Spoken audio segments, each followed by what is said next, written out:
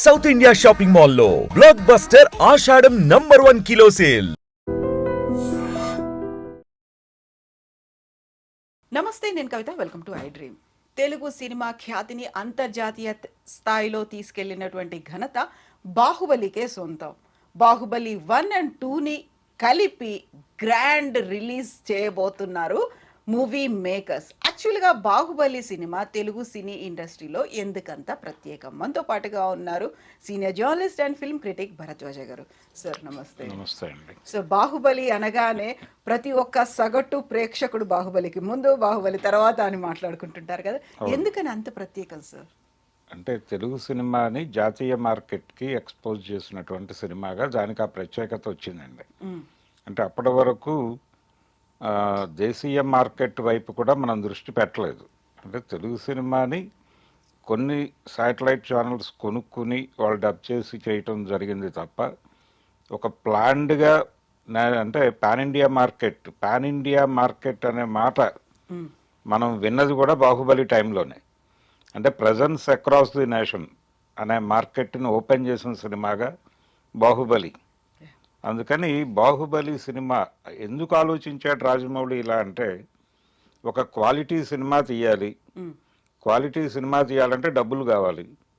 డబ్బులు కావాలంటే డబ్బులు పెట్టే వాళ్ళకు ఒక గ్యారంటీ ఉండాలి. మార్కెట్ అంటే రిటర్న్స్ గ్యారంటీ ఉండాలి. ఆ రిటర్న్స్ గ్యారంటీ ఉండాలంటే మార్కెట్ చూపించాలి వాళ్ళకి. అందుకని ఈ సబ్జెక్టుతో మనం ఇంత మార్కెట్ని టార్గెట్ చేయవచ్చు అనేది చెప్పాడు ఆయన.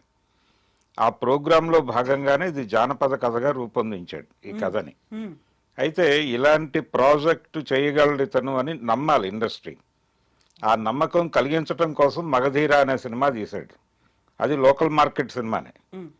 లోకల్ మార్కెట్లో తన నిర్మాతల్ని నమ్మించడం కోసం, అంటే ఈ స్థాయి కథలు ఇతను హ్యాండిల్ చేయగలడు అనే కాన్ఫిడెన్స్ నింపటం కోసం ఆయన మగధీర అనే సినిమాని ఒక ట్రయల్ కింద పెట్టుకుని తీశాడు.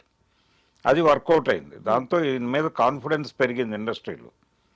ఈ కాన్ఫిడెన్స్తో పాటు కొత్తగా వస్తున్నటువంటి టెక్నాలజీ ఏరియాలో కూడా తనకి ప్రమేయం ఉంది, తను అవి కూడా హ్యాండిల్ చేయగలడు అని ఈగా అనే సినిమా ద్వారా మళ్ళీ ప్రపంచానికి చెప్పాడు ఆయన. రెగ్యులర్ జానర్సే కాదు చెప్పి ఈ రెండింటిని మిక్స్ చేస్తూ ఒక జానపద కథతో ఒక భారీ ప్రాజెక్ట్ చేయడానికి సిద్ధపడ్డాడు.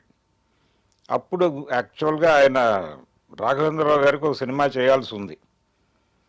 అంటే ఆయన వరుసగా చేసుకుంటూ వస్తున్నాడు. ఆ ప్రాసెస్లో ఆయనకు ఒక సినిమా చేస్తానని ప్రామిస్ చేసున్నాడు. యాక్చువల్గా రాఘవేంద్రరావు గారి బ్యానర్లో రావాల్సింది వాళ్ళ అల్లుడు గారి బ్యానర్లో ఈ బాహుబలి అనే ప్రాజెక్టు రూపుదిద్దుకుంది. అలా ఈ బాహుబలి అనుకున్నప్పుడు, జానపద కథ అనుకున్నప్పుడు ఒక స్కెలిటన్ కావాలి వీళ్ళకి.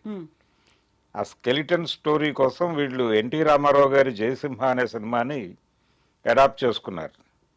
ఎన్టీ రామారావు గారి జయసింహ అంటే అది ఎన్ఏటి బ్యానర్లో వచ్చినటువంటి 3వ సినిమా. ఆ సినిమా గురించి గుమ్మడి గారు తన ఆటోబయోగ్రఫీలో ఒక అద్భుతమైన వాక్యం రాశాడు. ఆ ఒక్క సినిమా 3 సినిమాలు డబ్బులు వసూలు చేసింది అని. అలా ఆ జయసింహ సినిమా లైన్ తీసుకుని వీళ్ళకి అనుకూలంగా మార్చుకున్నారు. దాదాపుగా అంటే శివగామి అనే పాత్ర జయసింహ నుంచి వచ్చింది. జయసింహలో కన్నమ్మ గారు చేసిన క్యారెక్టర్ ఇక్కడ రమ్యకృష్ణ గారు చేశారు. అలాగే అక్కడ ఎస్వి రంగారావు గారి క్యారెక్టర్ ఇక్కడ నాజర్తో చేయించారు. అంటే రాజుగారు చనిపోయిన తర్వాత రాజుగారి తమ్ముడు అనివార్యంగా రాజుగారికి కొడుకు పుడితే ఆ చనిపోయిన టైంలో కొడుకు పుట్టడం, ఆ కొడుకుని యువరాజుగా ప్రకటించి అతని తరఫున బాబాయి రాజ్యం చేయటం.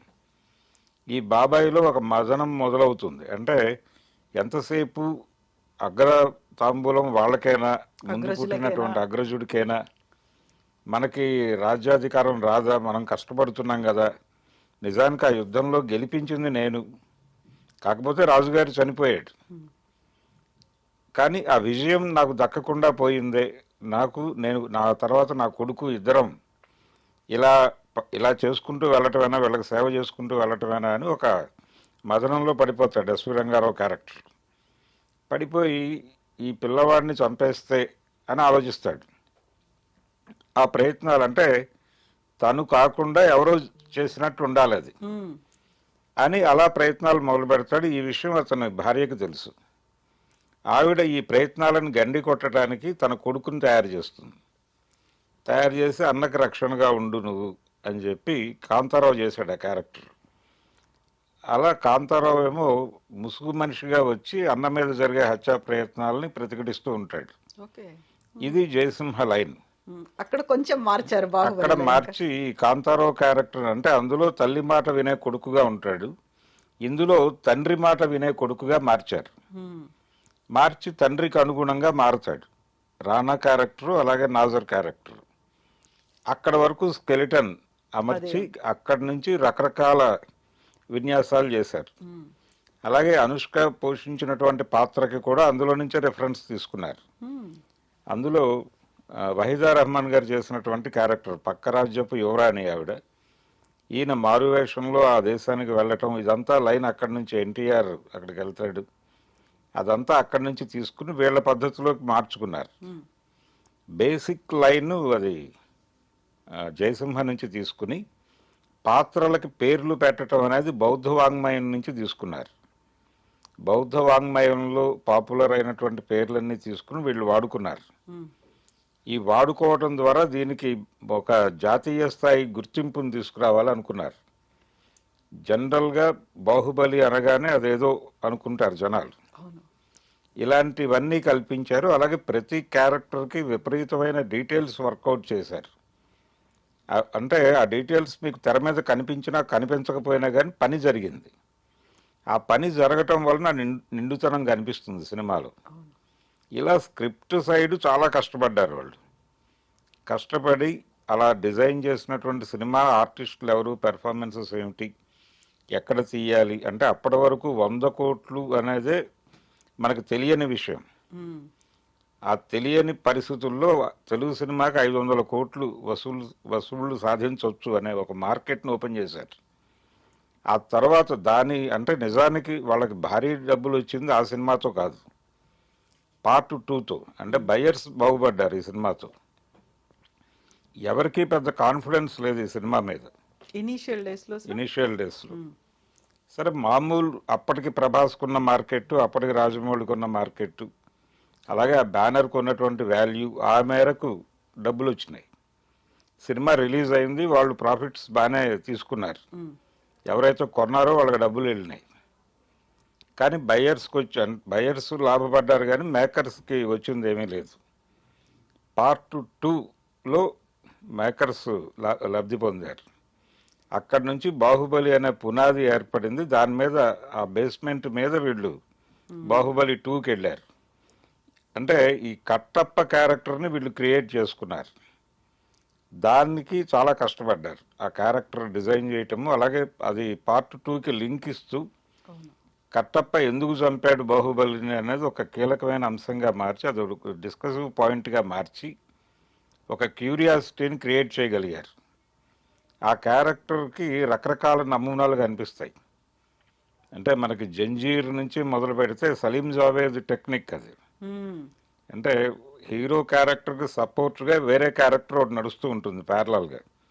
అది చాలా త్యాగాలు చేస్తూ ఉంటుంది. డాన్ సినిమాలో ప్రాణ్ క్యారెక్టర్, అలాగే జంజీర్లో ప్రాణ్ క్యారెక్టర్, ఎక్కువ ఆ తరహా పాత్రలు ప్రాణ్ చేసేవాడు.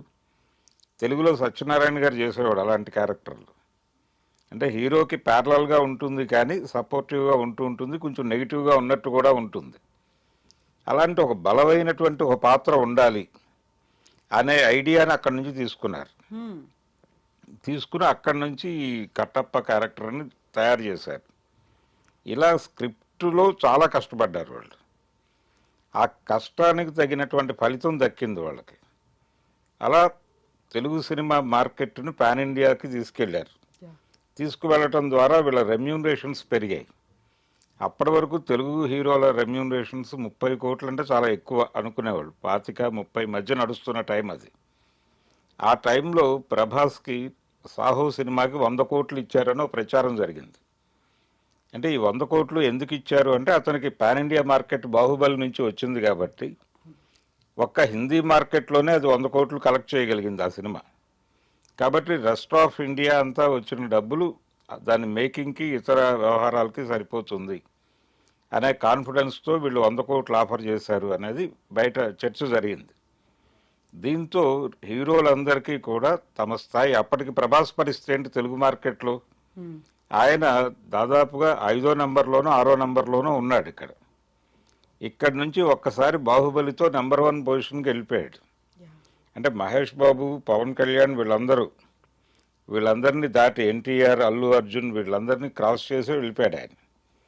వెళ్ళిపోయిన తర్వాత అనివార్యంగా ప్రతి హీరో ఆ బాహుబలి తర్వాత తన దగ్గరకు వచ్చిన ప్రతి ప్రొడ్యూసర్కి పాన్ ఇండియా మార్కెట్ని అడ్రస్ చేసేటువంటి కథతో మీరు వస్తేనే డేట్స్ ఇస్తామని మొదలుపెట్టారు.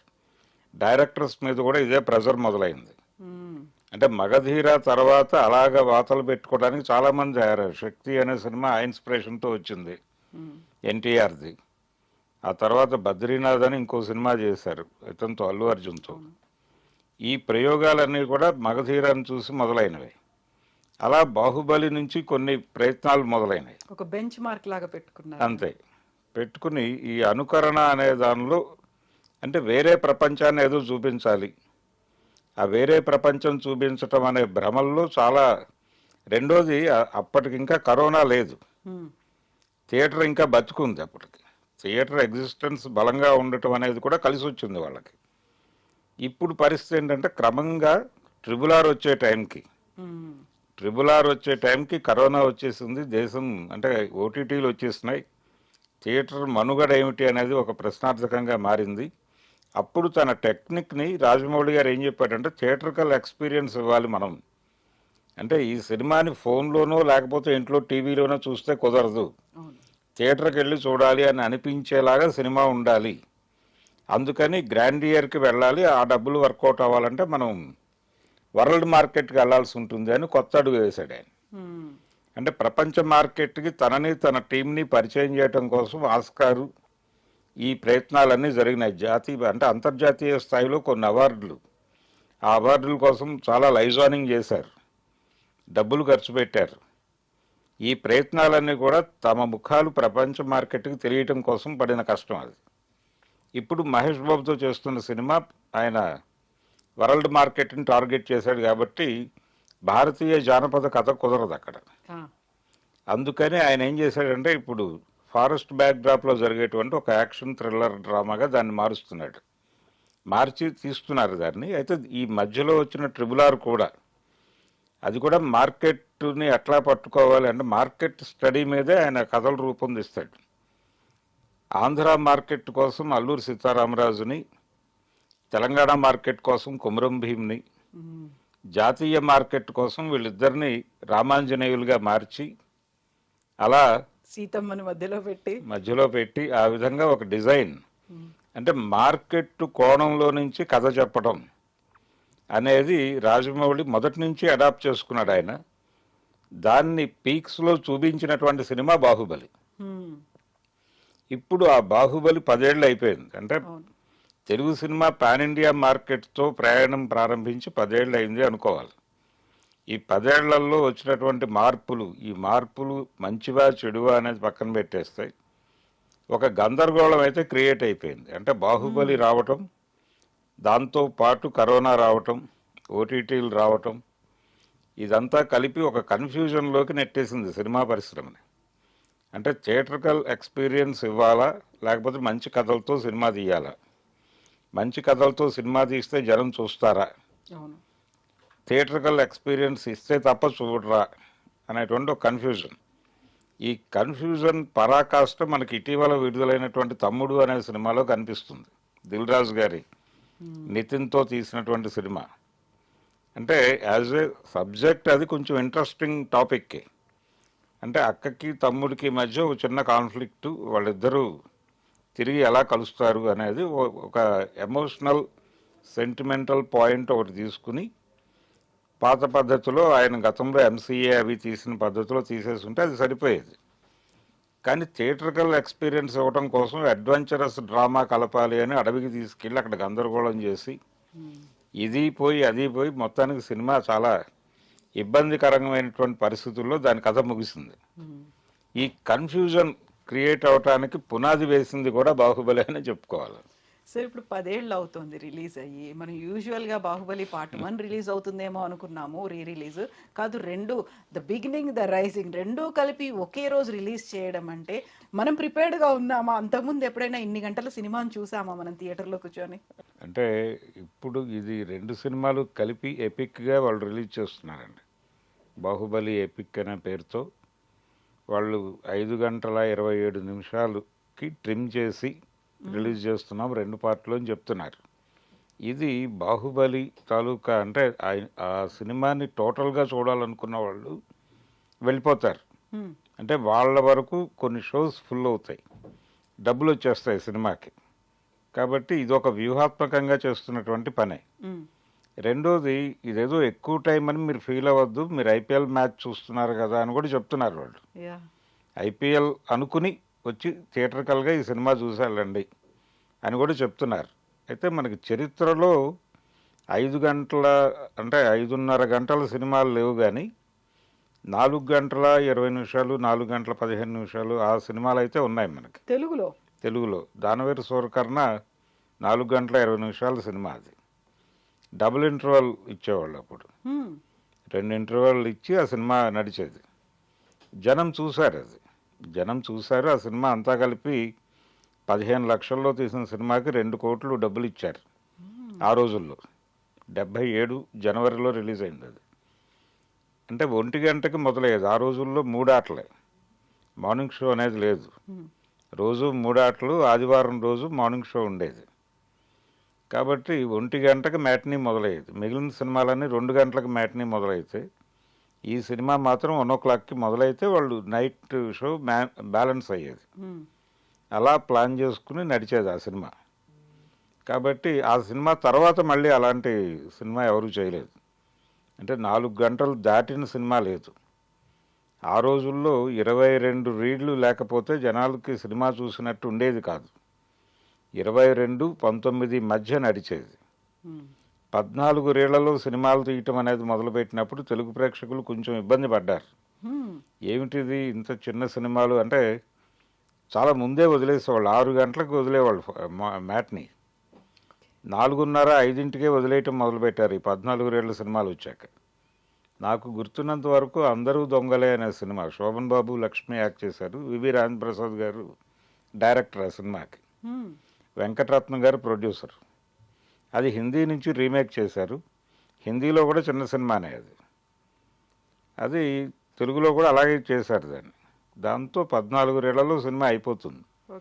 ఏంటి ఇలా మరి ఇంత ఎర్లీగా వదిలేస్తున్నారు అని జనాలు అనుకున్న సందర్భం అది. అంటే ఇచ్చిన డబ్బులకి పూర్తి సంతృప్తి కలగలేదు అనేటువంటి ఒక న్యాయం జరగలేదు అని. అలా ఎన్టీ రామారావు లాగానే హిందీలో రాజ్ కపూర్ కూడా ఇలాంటి సుదీర్ఘమైన సినిమాలు తీసేవాడు. మేరా నామ్ జోకర్ కూడా 4:30 గంటల సినిమా అది కూడా డబుల్ ఇంటర్వల్ సినిమా. అయితే దాన్ని తర్వాత ఆయన రిలీజ్ అయిన తర్వాత 10 days or 15 days తర్వాత ట్రిమ్ చేసి 4 గంటల 5 నిమిషాలకు కుదించారు దాన్ని. దాంతో ఇప్పటి వరకు భారతదేశంలో అతి పొడవైన సినిమా దానవేరు సూరకర్ణ. ఇంకెవరు బీట్ చేయలేదు. ఇప్పుడు దాన్ని బాహుబలితో బీట్ చేసేటువంటి ప్రయత్నం చేస్తున్నారు వీళ్ళు. ఇది కూడా ఇంకో రికార్డ్. ఇది కూడా ఒక రికార్డుగా నిలబడిపోతుంది. కాబట్టి ఎన్టీఆర్ రికార్డుని, అంటే 77లో ఆయన చేసినటువంటి రికార్డుని వీళ్ళు బ్రేక్ చేయబోతున్నారు ఇప్పుడు ఇన్ని సంవత్సరాల తర్వాత. కాబట్టి ఇది ఒక సెన్సేషన్. ఈ సినిమా చూస్తారండి. అక్టోబర్ 31st రిలీజ్ అవుతుంది. అక్టోబర్ 31st చూస్తారు. అంటే ఎలా ఉంది అసలు, ఆ అనుభవం కోసం కొంతమంది వెళ్ళిపోతారు. మల్టీప్లెక్స్లో హడావిడి కనిపిస్తుంది, సింగిల్ స్క్రీన్స్లో కూడా 2-3 రోజులు హడావిడి ఉంటుంది. అంతకుమించి వాళ్ళు ఎక్స్పెక్ట్ చేయట్లేదు. ఇప్పుడు దానవేరు సూరకర్ణ లాగా ఇది 175 days ఆడాలి అలాంటి ఆశలు ఏమీ లేవు. జస్ట్ అలా ఒక 4-5 రోజులు ఒక ఎక్స్పీరియన్స్ అంతే జనాలకి. సో ఒకవేళ ఇదే కంటిన్యూ అయితే సీక్వెల్ గా వచ్చినవన్నీ కూడా వరుసగా పెట్టేసి అదాగే చూపించడం మొదలవుతుంది ఇంకా. అవును, అంటే సీక్వెల్ అనే దానికి కూడా నిజానికి బాహుబలే. అప్పుడు అంతకు ముందు ఆ టైంలో చర్చ జరిగింది. సీక్వెల్ గా వచ్చిన సినిమాలేవి సక్సెస్ అవ్వలేదు అప్పటిదాకా, ఇంక్లూడింగ్ రామ్ గోపాల్ వర్మ గారి రక్త చరిత్ర కూడా. 1-2 వచ్చింది. 1-2 వచ్చింది కానీ 1 ఆడింది కానీ 2 నిలబడలేదు. అవును. అంటే రెండో భాగాలు నిలబడవు అనేటువంటి ఒక సెంటిమెంట్ని కూడా బ్రేక్ చేసింది ఈ సినిమా బాహుబలి. బ్రేక్ చేసి అక్కడి నుంచి 2 ఉండి తీరాలి అంటే మార్కెట్ వీళ్ళు పెట్టినటువంటి డబ్బులు వర్కౌట్ అవ్వాలంటే ఖచ్చితంగా 2 భాగాలు ఉండాలి అనేది ఒక ప్రత్యేకత. దాన్ని కాయిన్ చేసినటువంటి సినిమాగా కూడా బాహుబలికి ఒక రికార్డు ఉంది. అలాగే ఇంకొక ప్రధానమైన రికార్డు ఏంటంటే బాహుబలి పేరుతో తెలుగు సినిమా నుంచి జాతీయ మార్కెట్కి ఎగబాకటం అనేది ఎప్పుడైతే జరిగిందో హిందీ మార్కెట్ను వీళ్ళు క్యాప్చర్ చేయటం మొదలుపెట్టిన తర్వాత అక్కడ వరుసగా ఫెయిల్యూర్స్ రావటం మొదలైంది హిందీలో. ఇక్కడి నుంచి వెళ్ళినటువంటి అంటే తెలుగు ఒకటే కాదు, తమిళ నుంచి కన్నడ నుంచి వెళ్ళిన సినిమాలన్నీ అక్కడ జెండా ఎగరేసినాయి. సౌత్ డామినేషన్ పెరిగింది అని బాలీవుడ్ నుంచి చాలామంది మాట్లాడటం మొదలుపెట్టారు. ఎందుకు మనం మన ప్రాభవాన్ని కోల్పోతున్నాం అని చెప్పి మాట్లాడిన వాళ్ళు ఉన్నారు. అంటే ఒకప్పుడు అక్కడి నుంచి వచ్చినటువంటి అంటే మన్మోహన్ దేశాయికి ఇక్కడ కూడా అభిమానులు ఉండేవాళ్ళు. ఆయన డైరెక్షన్లో సినిమా వస్తుందంటే ఇక్కడ చూడటానికి సిద్ధంగా ఉండేవాళ్ళు. అలాగే సిప్పి ఆయనకు ఒక అభిమాన వర్గం ఉండేది ఇక్కడ. అమితాబ్ సినిమా ఇక్కడ సద్దినోత్సవాలు జరుపుకున్న సందర్భం ఉంది. డాన్ సినిమా ఇక్కడ సద్దినోత్సవాలు జరుపుకుంది. సుభాష్ ఘై గారి హీరో ఇక్కడ సద్దినోత్సవాలు జరుపుకుంది.